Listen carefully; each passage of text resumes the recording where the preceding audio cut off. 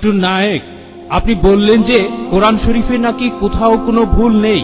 আমি কোরআনে 20টারও বেশি ভুল দেখতে পাচ্ছি, সেটা আরবি ব্যাকরণে। এখন তার কয়েকটা আমি আপনাকে বলছি।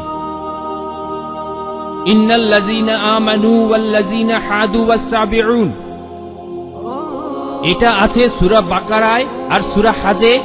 ইন্নাল্লাযীনা আমানু ওয়াল্লাযীনা হাদু ওয়াস-সাবিউন, এখানে কোনটা ঠিক, সাবিউন নাকি সাবিউন?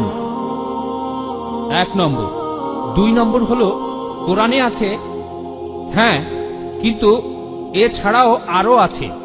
সূরা তাহার 63 নম্বর আয়াতে ইন্না হাজানি লেসাহিরান, ভুল, ইন্না হাজাইনি লেসাহিরান, এটার কি ব্যাখ্যা দেবেন?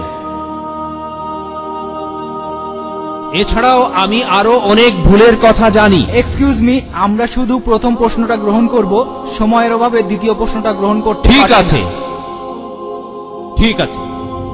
ভাই, আপনি খুব সুন্দর একটা প্রশ্ন করেছেন। আমি আরেকটু সহযোগিতা করতে চাই যে হ্যাঁ, আপনি সবগুলো ব্যাকরণগত ভুলের কথাই বলেন।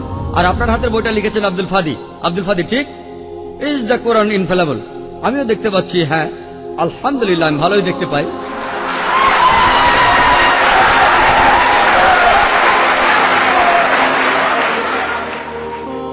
আমি এই 20টা ভুলের সবগুলোর উত্তর দেব, কারণ আমি বইটা পড়েছি। আমি সবগুলোর উত্তর দেবো ইনশাল্লাহ, ইনশাল্লাহ।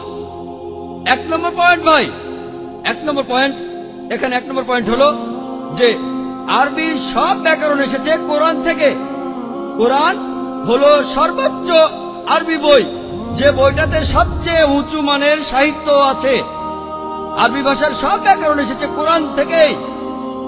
কোরআন হলো ব্যাকরণের মূল গ্রন্থ, আর কোরআন যেহেতু ব্যাকরণের মূল গ্রন্থ এবং সব ব্যাকরণ এসেছে কোরআন থেকে, কোরআনে কোনো ভুল থাকতে পারে না। 1 নম্বর পয়েন্ট। 2 নম্বর পয়েন্ট, 2 নম্বর পয়েন্ট, 2 নম্বর পয়েন্ট। ব্যাপারটা এরকম যে আপনি একটা রুলার নিলেন, আর সেই রুলারের গায়ে দাগ কাটা আছে, তারপর বললেন যে মাপটা ভুল হয়েছে। এটা বেশ অযৌক্তিক। 2 নম্বর পয়েন্ট, আরবে বিভিন্ন আলাদা আলাদা গোত্রে, আপনি যদি আরবি জানেন, আর ডক্টর উইলিয়াম ক্যাম্বেল আমার সাথে একমত হবেন যে আরবের গোত্রগুলোর মধ্যে ব্যাকরণ মাঝে মধ্যে বদলে যায়। কিছু কিছু আরবীয় গোত্রে যে শব্দটা স্ত্রীবাচক, অন্য আরেক গোত্রে সেটাই পুরুষবাচক। একই শব্দ, তবে গোত্রভেদে ব্যাকরণ বদল হতে থাকে, এমনকি শব্দের লিঙ্গ বদলে যায়। তাহলে আপনি কি কোরআনকে সবগুলো ব্যাকরণ দিয়ে পরীক্ষা করবেন? না। আর এছাড়াও কোরআনের ভাষা এত উঁচু মানের, এতই উঁচু মানের, এর কাছাকাছি কোনো সাহিত্য নেই। আর কোরআনের বিরুদ্ধে অনেক বই আছে, ইন্টারনেটে গেলে দেখুন 12টা ব্যাকরণের ভুল, 21টা ব্যাকরণের ভুল, আব্দুল ফাদি 20টা ব্যাকরণের ভুল। আপনাদের কি ধারণা খ্রিস্টানরা এই ভুলগুলো বের করেছে? কারাই ভুল বের করেছে জানেন? কারা করেছে? মুসলমানরাই। মুসলমান পণ্ডিতরা, যেমন জামকশারি, তারা এটা করেছেন। কোরআনের ব্যাকরণ এত উঁচু মানের যে কোরআনের ভাষা মাঝে মধ্যে প্রচলিত আরবির বিরুদ্ধে যায়।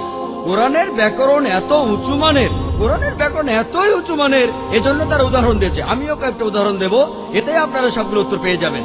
তারা উদাহরণ দিয়েছে যে কোরআনে লেখা আছে লূত আলাইহিস সালামের গোত্রের লোকজন, তারা সকল নবীকে ত্যাগ করেছে। বলা আছে সব নবীকে তারা বর্জন করেছে। ডক্টর উইলিয়াম ক্যাম্বেল বললেন যে নূহ নবীর গোত্রের লোকজন, তারা নবীদের ত্যাগ করেছে। আমরা ইতিহাস থেকে জানি যে মাত্র একজন নবীকে তাদের কাছে পাঠানো হয়েছিল। তাহলে এখানেও ব্যাকরণের ভুল আছে। কোরআনে বলা উচিত ছিল একজন নবীর কথা, বহুবচন না। আর আমি একমত, আর আমার আপনার মতো লোকের কাছে মনে হবে এটা ব্যাকরণের ভুল।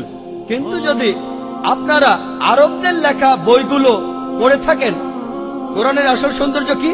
সৌন্দর্যটা হলো কোরআনে কেন একজন নবীর কথা না বলে নবীদের কথা বলা হয়েছে। আপনারা জানেন কেন?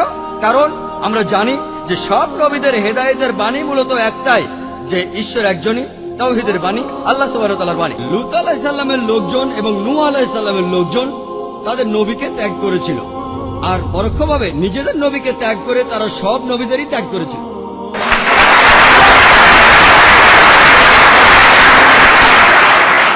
সৌন্দর্যটা দেখেন, ভাষার অলংকার দেখেন, আলহামদুলিল্লাহ।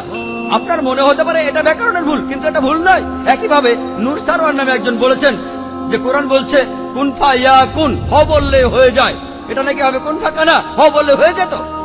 হ্যাঁ, আরবির পাস্ট টেন্সে কুন ফা কানা, কুন ফা ইয়াকুন নয়, কিন্তু কুন ফা ইয়াকুন আরো উঁচু মানের, বলা আছে আল্লাহ তিনি ছিলেন, আছেন